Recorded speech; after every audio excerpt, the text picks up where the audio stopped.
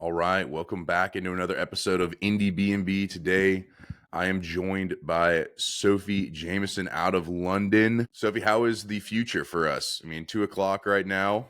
What's in store for my day today? For my day or for your day? For my day, I mean, you're living in the For your future. day. Oh, I guess I am. Well, in London, the sun has come out for the first time in about a week. All right. As you can see, I've got the 2 o'clock sun on the face through a little crack in my window, which is really nice. So if you can't see my face, I don't care. It's totally worth it for me. A little bit of sunshine in London, not dreary like it's been portrayed to many of us. So that's No, good. it's been dreary all week. Right this second, it's sunny. I got you.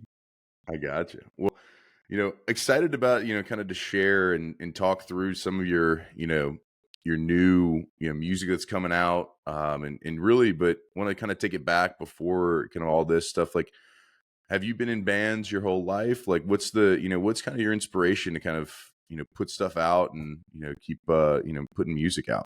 I haven't played in bands my whole life. I've always just played my own music, sometimes with a band. But yeah, I'm one of these artists who, um, I don't know, has managed to make it about them through all of their time playing music. I'm not a particularly skilled musician, so I don't think I'm very useful to very many other people's bands, but I've kind of just ended up writing songs and then playing them live and recording them. Um, I don't know. It's just ended up that way. It's funny how I think when you start doing this and something about it flows with who you are, you just kind of end up following that good scent. And I think that's what I've done. I've kind of, I've tried to quit music before, and then I've ended up just coming back to it because it feels like the only place where I really belong. But yeah, in quite a but it's always been, yeah, just me and my own songs. I don't really write with anyone else or often play with anyone else, which is not something that I want to be forever. But that is the core of it. Does seem to usually come down to just Yeah. Yeah. I read on, through our contact that, how do you want to be loved, which will be the song that we feature today. Like, that was through, had something to do with a fight in your family. So like, do you take a lot of personal experiences and really, either work through them or, create through them with your music and your writing? Like, what's kind of your process there? yeah. Well, I think I use writing to try and understand what I is uncomfortably mysterious about certain emotions or frames of mind. I mean, that song, I kind of I felt like I was in a position where I felt like I should be feeling something. I should be more open-hearted than I was able to be, and the only way I could conceive of getting there, of like, being mature enough and large enough to forgive someone or to understand them, was to try and write into that. Hmm. And as always happens with songwriting, I didn't write the song I thought I was going to write. I thought I would sort of magically, I don't know, convince myself to feel a certain way. And as with these things often happens, I just had to say it like it was. But then I still learned something within that. And that song has also continued to give in the way that, I don't know, there was still some mystery for me in those lyrics that I'm still unpacking. So it's a good example, if you like, of why. Because I don't know, I feel like I'm almost consistently overwhelmed by, different combinations of feelings, and often trying to get my head around what I shouldn't be feeling, or what should be coming to the fore, or what is coming to the fore, or what I'm finding easier to channel. But I find that songwriting is a very effective way of letting everything be true at once, and somehow, I don't know, like dissipating some of the tension and like laying it all out so that you can actually hold it all Mhm. and just, I don't know, it kind of lets things be more in what they are, and also like, yeah, um, a little more, Gotcha. yeah, holdable, I guess. Gotcha. Yeah, I mean, so, is that kind of the theme throughout all of your prod like your albums, or do you feel like this is something that's, hey, I still want to share, which is out January 17th, like, this is going to be the focal point of kind of, that album, right? Is, laying it all out there, letting it be everything at once. Like, is that kind of was the focus when you were writing this particular album, or do you write albums differently based on what you're feeling at that time? Like, what's kind of the inside there? I don't really try to write albums in a particular way, or I haven't so far.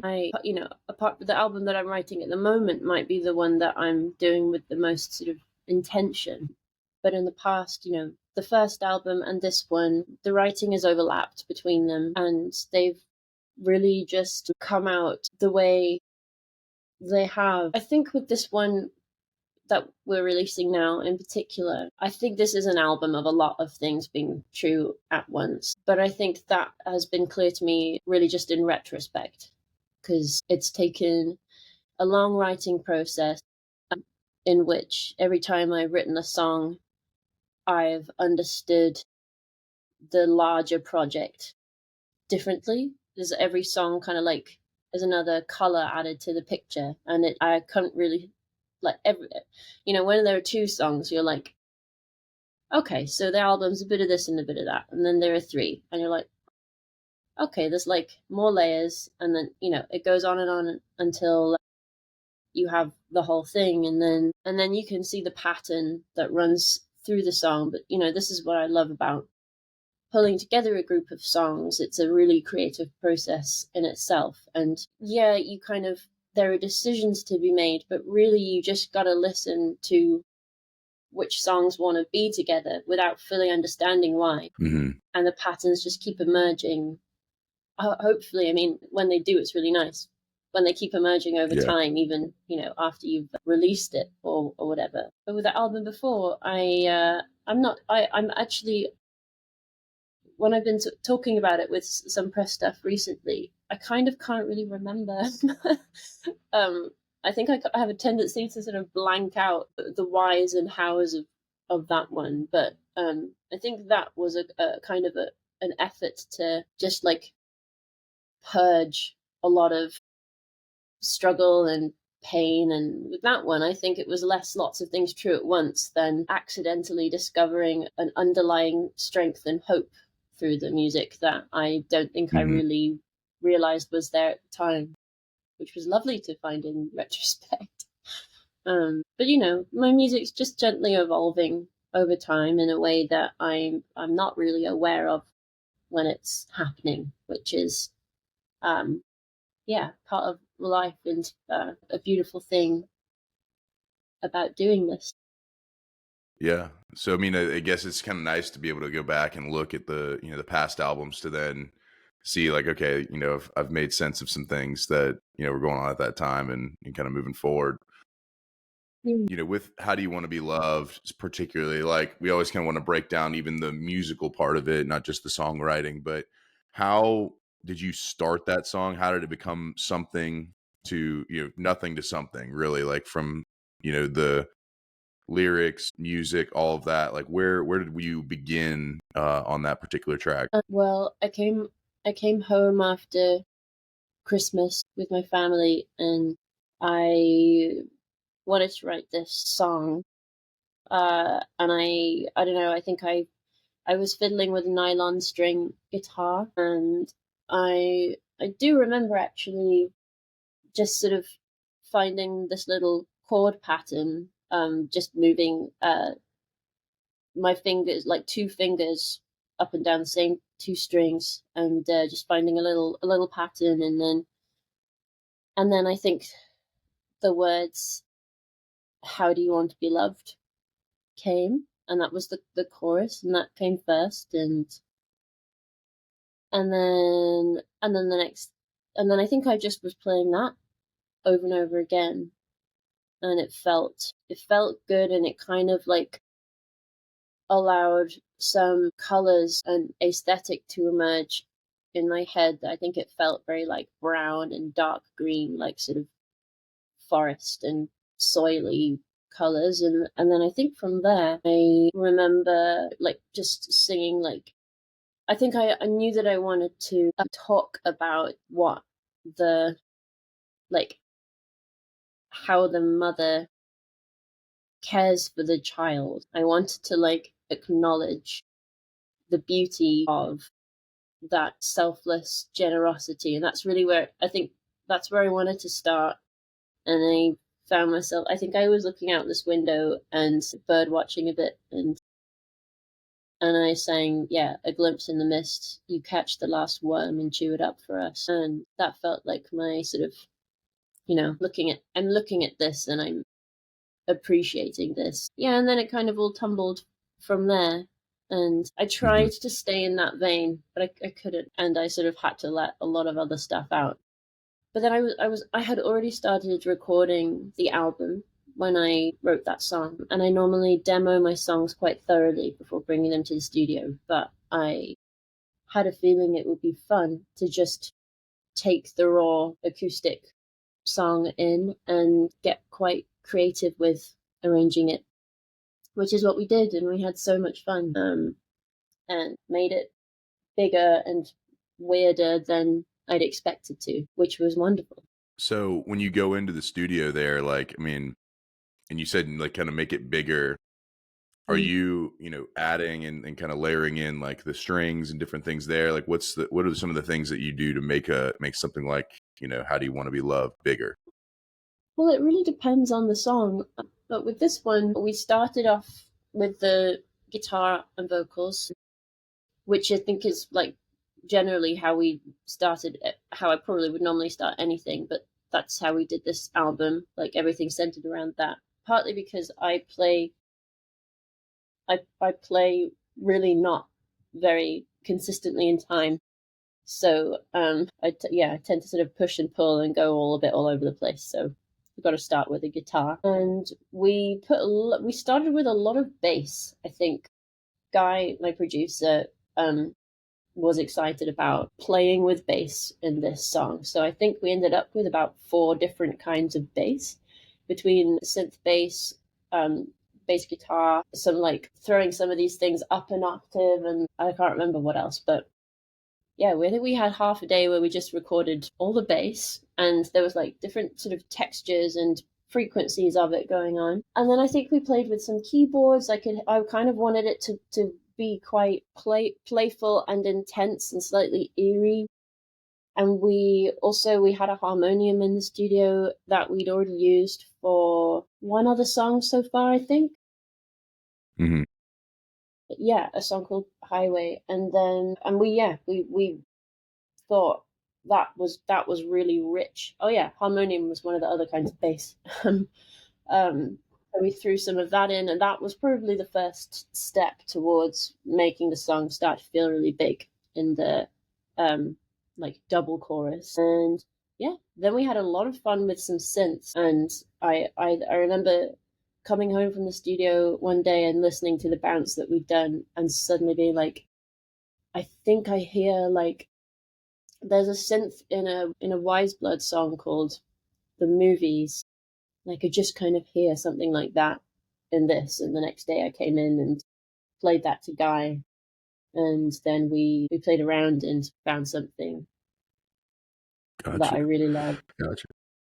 Well, when do you have to balance sometimes? Like, obviously, you're going on tour in January. Like, do you have to balance the all right, we want to make it big in the studio and have it, kind of feel one way for when somebody listens to it on, their own. But then whenever they come to see me play it, like, how do you balance kind of the live thought about the song and the album version? Well, I have thought about that a lot, and I think my choice is to not to worry too much about the album version, because I love going to shows where, for me, the most important thing is that the performance feels really alive. And if the song is good enough, the song will hold with a different arrangement or a simpler arrangement.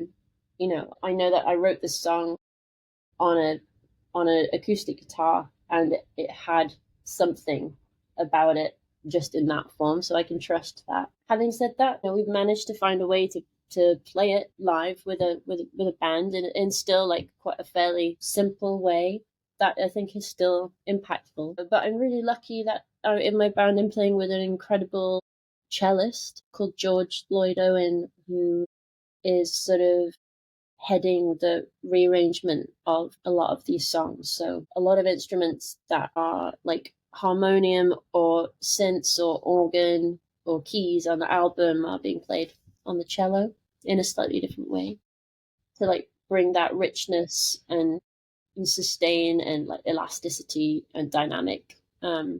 So for me, like as long as there's emotion, dynamic, and what am I saying? Yeah, and movement and life and harmony in the live arrangement. Like for me, those are the most important things, and the little details can fall to the wayside. But Yeah, we'll see. We haven't played it yet. I got you. Well, like with somebody who has not had the pleasure of seeing you live, like on the upcoming tour, when I buy a ticket and I come in, and how do you want me to leave? What's the feeling you want me to leave with? After your live show in January. I think I'd like you to feel like a little the pit of your stomach a little bit. I don't know if that makes sense, but I think I'd like you to sort of feel the space in your chest maybe, or I don't know, feel like you've been beaten up by the wind a bit, or just like I'd like you to feel like you've been in a storm and then come out of it into some calm or something. I don't know. I want to push you around and then throw you out in a nice way with love. I like it. So coming, we're I don't know if showing that up to makes get any pushed around a little bit. yeah. I like it. I like it. I sing Well, loud as sometimes. you've toured, as you toured in the past, like what are some of the places that you really like, that are maybe on the upcoming tour that you are excited to play? Like, do you have any venues that are kind of, come to mind in that kind of capacity that you're like, hey, I'm excited to go back there, or, play there for the first time?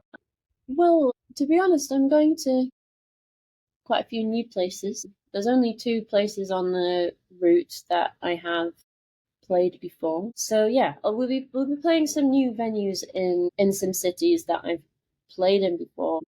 Yeah, I don't know. To be honest, I can I can only really think about the show itself, and I think it'll be a matter of turning up and then realizing that I'm in a new place and there are new connections to be made and people to meet. And I haven't really got my head around where I'm going yet. I'm just gonna like show up exhausted and stressed One at thing at a this time. rate. We're getting the Exactly. Yeah. show right now, Grant. Not we haven't figured out, Yeah. where we're going, and we know where we're going. We haven't really like looked into where we're going though. Kind of. Kind I of. got you. I think I it's a got bit it. different when you're playing solo. There's more space to think about that and be present where you are. But I anticipate being not present and all over the place. But that will improve over time, you know, as we get used Yeah, to you it. got to get a few under your belt, and then you kind of get the rhythm, and everyone knows. All right, like I need to put the cello up at this time. I need to put the whatever, like get the timing, feeling. I get it. Yeah. What the arrangement? So just not only the cello, but talk to me about the other players in the Mhm. band. Like, do you have a guitar player, drummer? Like, what's the arrangement look like for that? So I've got on drums, I've got my friend Ed Ryman, who has a beautiful project called Healing Child, and I've known him for a long time. He plays on the album. On bass, I've got my friend Ollie Chapman, who I have also known for a very long time. He used to be a folk singer songwriter when I met him when he was 19. I played one of my first ever gigs in London on the same bill as him when we were both very, very young. And I love that he's now going to come and play in my band. It's really special for us both, I think. And I've got my friend Zoe on guitar. She has a beautiful project called Wildest. yeah, and then George Lloydo and on cello. Yeah, it's I'm really lucky. I've got such kind and beautiful people on this project, and they're all being really generous with me with their time and energy. I think I'm not the easiest person to be in a band with. I think I'm a massive overthinker. I'm a big worrier. I'm a perfectionist who's like constantly confused about how far to push something and how much to let people do their own thing. And I'm really learning a lot about like what's how to get the best out of people, and also how to make sure that they're happy and want to be there. Hmm. Because at the end of the day, that's all I want. I want us all to have a good time, especially as there's very little money in it for anyone. Like, um, it really has to be fun, but also for it to be fun, it has to be good. So finding that balance is, and I've had a band before, but it was a different kind of band. It was many years ago. No one had any need or expectation to get paid, and we were all friends and kind of just having a laugh. It was a slightly different time, and we were a different age. Hmm. But things are a bit different now, everybody's time needs to be respected and valued. And I think I'm even poorer than I was, 10 years ago when I last had a band. So yeah, it's tough. It's tough to do, but it just feels like an important thing to be doing right now, regardless. Um, Awesome, awesome. Well, we'll transition from the tour to a little bit a little bit sillier of a segment here. Pete Peterson's party pack of questions. So we'll go through rapid fire. It'll be a yeah. this or that, and you'll just respond back with what you're feeling there. So Pete Peterson's party pack of questions. I will give you a heads up at the beginning here. The last question is some bands that we ought to know that we haven't checked out yet, that we don't know, who is some recommendations. So give me a couple to be thinking about, two recommendations for me, for us, Right. our listeners at the end. So, but we'll get through the 20 questions here. Pete Peterson's party pack starting right now. Sophie Jamieson, cake or pie? What do you prefer? Cake. Cake. All Cake. right. Yeah. Salad or soup? Soup. Hot stuff. Souping it up. Yeah. All right. All right. Are you seeing more sunrises or sunsets these days? Sunsets. Yeah. I've been a bartender for a long time, so sunrises aren't really part of me. Yeah. All right. Would you rather hit a home run or score a touchdown? I don't know what that means. It's a little bit American, That's American language? American football or baseball. Oh, I still don't really know the difference. I'm so sorry. I feel like maybe It's baseball. okay. All right. Home run. Wow, We'll what go a with that. We'll go with that. yeah, okay. All right. Night in or night out? What are you having more of these days? Oh man, I'm having more nights out and that's fun, but I'm normally more of a night in person. But yeah, Okay. nights out. I'm on a night out flow. Sorry, this is rapid fire. I'm gonna shut up. Oh, Keep yeah. going. No, you're good. All right. When you do go out at night and your jam comes on, are you more likely to hit the robot or the worm? Ooh, the worm. Yeah, Worming it up. All right. yeah. I'm not a robot kind of person. Yeah, Okay. I would even All right. maybe a More little jam. moonwalk. Well, moonwalk. I like that. I like that. We can expect that at the shows in January. I'm going to tell. Oh yeah. We're starting with that. Guac or queso with your chips. I don't think I've really had queso, so I'm gonna play it safe and go with guac. Yeah. All right. All right. Need to get you some hot cheese. It's good stuff. Actually, that does sound really good. Maybe I take queso. This is slow We'll fire get you. for We'll get me. you eating. Yeah. Hey, it's okay. Waffles or pancakes? Waffles, yeah. More it's more All right. fun shape. Coffee or tea? One of my favorite questions to ask the English. Yeah, I'm a tea gal. I like coffee, but every day tea. Some days coffee, every day tea. Everyday First tea. thing, I love it. Dogs or cats? cat all the way. Ninja or a pirate? What do you identify more with? Ninja or pirate? Probably ninja. I did karate as a child. Wow. Okay. Very cool. After a long karate match, are you going to go with the Gatorade or a Powerade? I think Powerade. I'm trying to visualize them. I'm not sure. Yeah, I think Powerade. I think I know what that is. I think there's a nice orange flavor that I like. Yeah. All right. All right. Toast Ooh, or bagels? toast. Toast. All right. Do you put beans on your toast? They do sometimes. I'm so English, aren't I? Awesome. She's checking all the boxes. All right. Crisps or pretzels? Crisps. Am I Crisps. still really All right. English? Well, I actually use I usually I blow that when I'm talking to English people, and I always say like chips or Chips. crisps for I was you. gonna say. Yeah.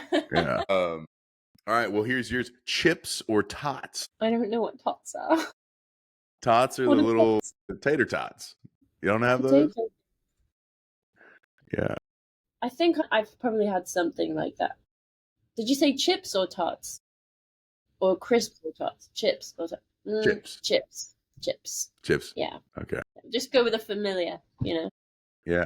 I like it. All right. After a long day, are you unwinding with a TV show or a movie? I'm constantly trying to unwind with a movie and ending up watching a TV show. Yeah. Yeah. Are Yeah. aliens real? No, I don't think so. I think some other things are real, but I don't really understand the alien idea. I think humans are the aliens. Yeah. Is Bigfoot real? Maybe. I don't know. Sorry, I'm really bad at rapid fire.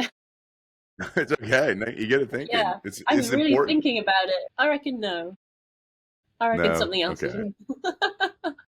All right. Something Is else is love real. at first sight real? Ooh, yeah, yeah. Not every time, but I think it happens. Yeah. Okay. All right. All right. And the final question of Pete Peterson's party pack of questions: who are two bands that we ought to check out that we might not know? I know you mentioned a couple with some of your bandmates, but who are the two bands that we do not know we ought to check out? Ooh, and if you don't know them, there's Rachel Lavelle. She's an Irish artist that I discovered earlier this year, and she's just blown my mind open. And then there's, you might know her, but she also has released one of my favorite records in years, is Helena Deland, who's a Canadian artist who released the most beautiful album about a year ago, called Goodnight Summerland. It's one of my favorite things ever. Yeah. All I'd say right, we those got two. Rachel Lavelle and Elena Delan. So everyone check them out. Delan.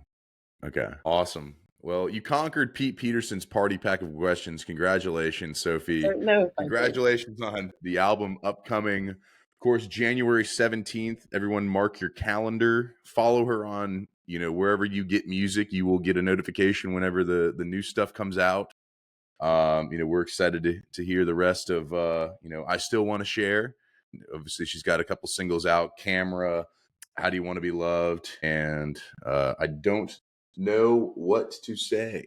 So all of these are already out, and obviously, if you're in the London and in our friends of our UK brethren, you can go see her on tour in January as well. Our tickets available, sophiejamieson.com. Yeah, yep, they are. Exactly. All right. There. We'll get them. Go buy your tickets. Go see her live. Be able to see the the beautiful arrangement, and it's going to be perfection. She's promised that already, so it's going to be your favorite performance that you see all year next year. Oh, I that's put those very words in her mouth, not the risky. other way around. Thanks so much, That's the Brian. This has Indiebnb been really guarantee. fun. But go see Sophie. Enjoy. It'll be a joy. So, Sophie, thank you so much for coming on with us today. Mate, it's a pleasure. Thank you so much. All right. Take care.